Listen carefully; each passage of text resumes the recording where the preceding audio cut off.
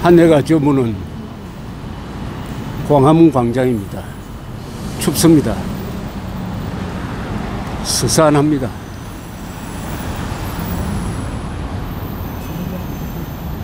그러나 광장은 따뜻해야 됩니다. 사람들로 분배해야 합니다. 광장은 또 열려 있어야 합니다. 어느 특정 세력이 장기간 점유하는 것은 광장이 아닙니다. 광장은 누구의 독점물도 될 수가 없습니다. 이런 모습은 정상적인 광장의 모습이 아니죠. 박원순 시장이 만든 모습입니다. 이 광장은 오세훈 시장이 만들었는데 지금 이 모습은 박원순 시장의 작품이고 그분의 책임입니다.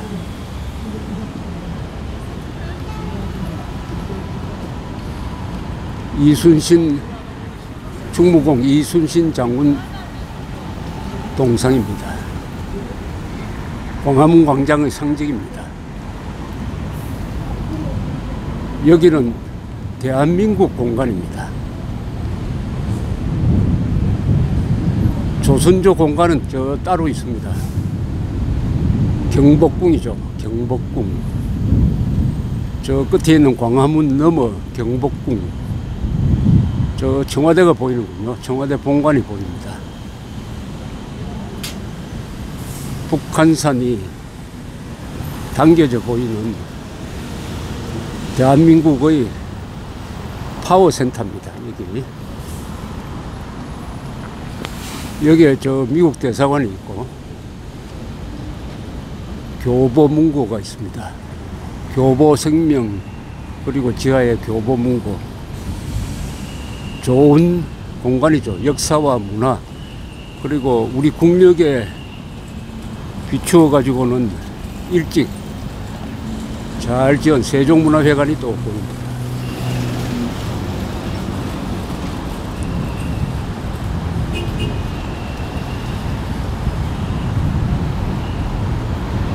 어떤 시의 중심에는 항상 그 시를 대표하는 광장이 있습니다. 베니스에 있는 산마르코 광장, 이 베니스를 대표하듯이 광화문 광장은 대한민국의 상징이어야 합니다. 그런데 여기에 대한민국이 없습니다. 이순신 동상 다음에는 세종대왕 동상이 나타납니다. 그러면 이 광장은 조선조의 광장입니다. 저 광화문도 조선조를 상징하고 그 넘어 있는 경복궁 마찬가지입니다. 이순신 동상. 저는 이순신 동상 하나로 충분하다고 생각합니다.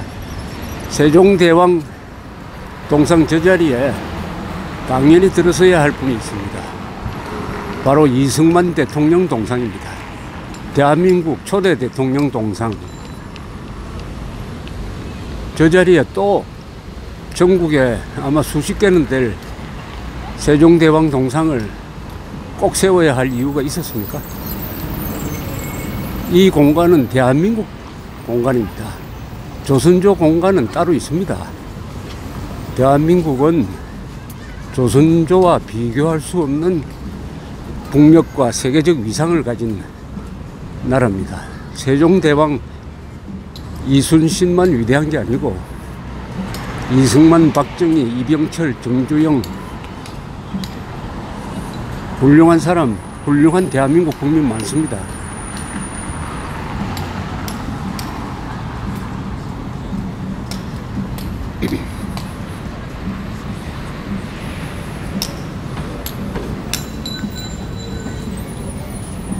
내년 건국 70주년에는 이 광장에 대한민국 건국을 상징하는 분의 동상이 있어야 합니다. 이승만 대통령일 수밖에 없는 것이죠. 자유민주주의, 시장경제, 한미동맹, 개인의 자유, 방공, 그 위에 나라를 세우고 나라의 울타리를 만든 국군의 아버지이기도 한 이승만 대통령이 없는 광화문 광장은 조선조의 광장일 수는 있지만 대한민국의 광장일 수는 없는 것입니다.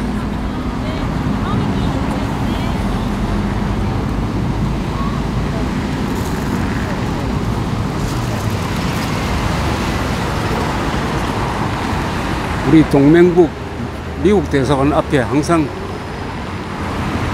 경찰이 저렇게 특별한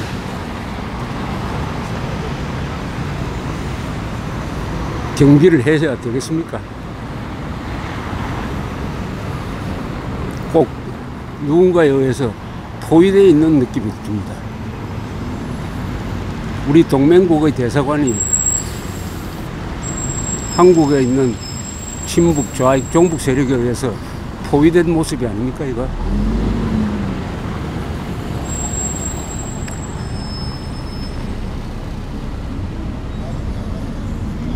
세종대왕.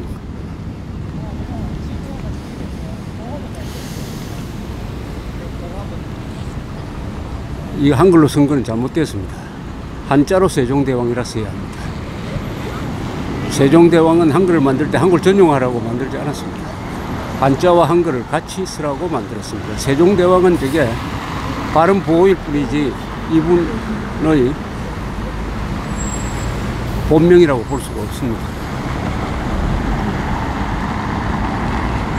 한글 전용을 가장 개탄할 분은 아마 세종대왕일 겁니다. 그렇게 편리한 한글을 만들었더니 한국어를 파괴하는 데 이용했다. 발음 보호로 이용하고 있다. 이렇게 아마 한탄을 할 겁니다. 여기 대한민국 역사박물관이 있습니다.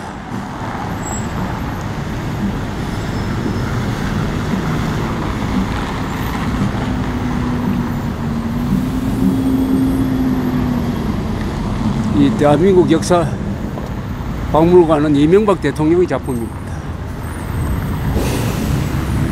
옛날에 문공부 자리에 있던 건물을 개조를 해서 이렇게 만들었습니다.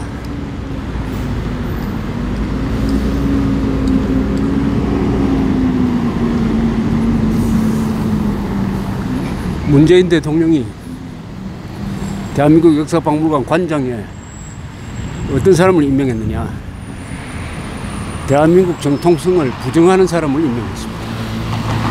대한민국의 정통성을 뒷받침하는 게 1948년 12월에 유엔 총회가 대한민국은 공정한 선거를 통해서 수립되었으므로 한반도에서 유일한 합법정부다 라고 명문을 했는데, 그것을 왜곡해가지고 38도선 이남에서만 유일한 합법정부다 라고 함으로써 북한 정권에 유리한 억지 해석을 한 학자를 대한민국 박물관장으로, 대한민국 역사박물관 관장으로 임명했으니까 대한민국을 정통성을 부정하겠다는 것이 적국가 정책이 되어버리고 말았습니다.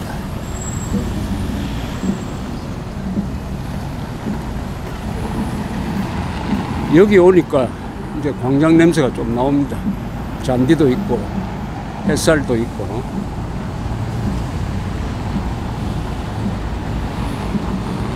서울은 이렇게 산이 도심 바로 앞에 있어 가지고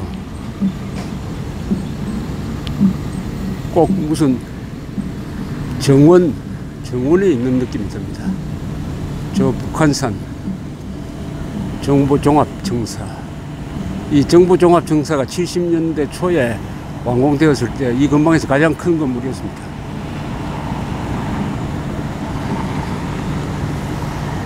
서울은 무학대사가 정말 잘 잡은 터입니다.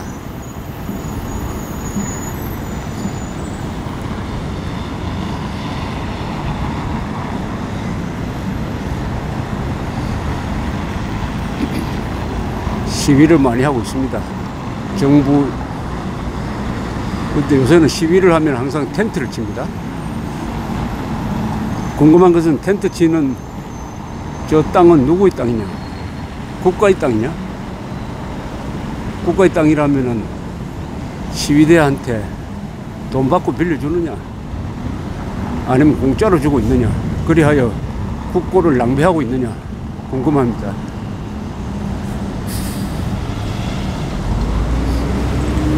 평화의 성화가 대한민국을 비춥니다. 이렇게 되어 있습니다. 평창올림픽, 평창동계올림픽 2월 9일, 2월 25일 사이에 열립니다. 저것도 성화가 무슨 뜻인지 어떻게 합니까? 평화의 성화, 성화 한자로 써야죠. 저거 성화, 저 교회에 걸려있는 성스러울 성자에다가 그림 화자냐, 아니면은 성스러울 성자에 불화자냐. 한자를 모르면은 성화는 그냥 암호일 뿐입니다. 암호. 이런 암호 생활을 오래 하다 보면은 사람들의 사고력이 망가져 버립니다. 분별력이 약해져요. 그러면 선동에, 정치적 선동에 잘 넘어가는 국민이 됩니다. 한국 사람들은 한자를 포기함으로써 그런 국민이 되고 있는 중입니다. 지금 저기 광화문이 있습니다. 저기는 그래도 한자가 있네요. 저기 원래 박정희 대통령이 쓴 현판이 있었습니다. 한글 현판이 있었는데 저 광화문을 다시 지으면서 현판을 바꿨습니다. 광화문 뒤에 옛날 중앙청이 있었습니다. 중앙청은 나중에 국립박물관으로 용도가 바뀌었습니다. 김영삼 정부가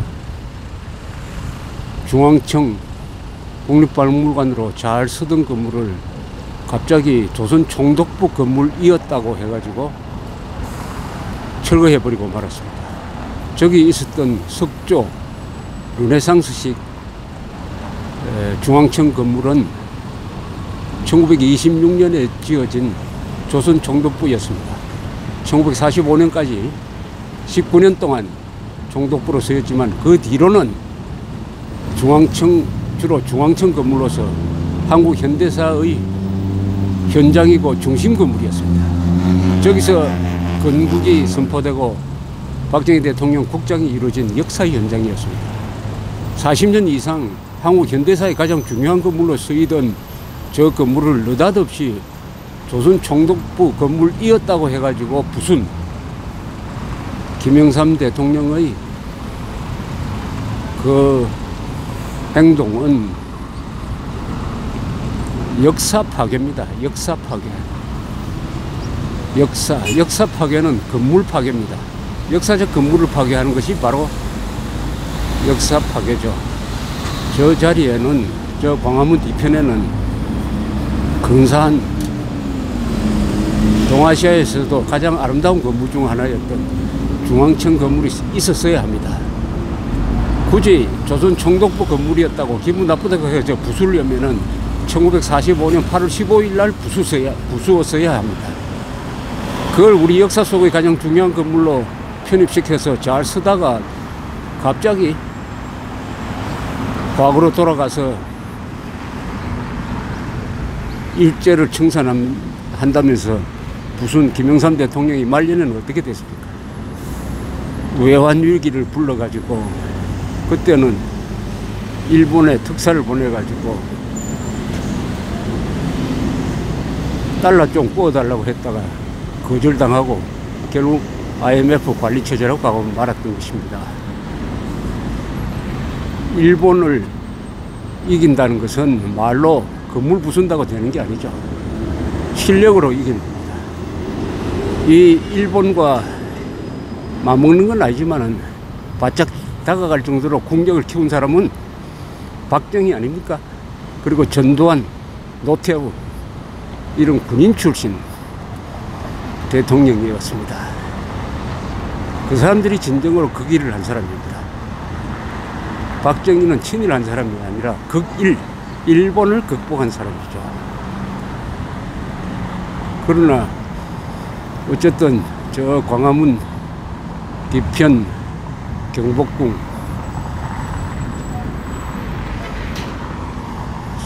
세종대왕 이순신 광화문에 대한민국이 없습니다.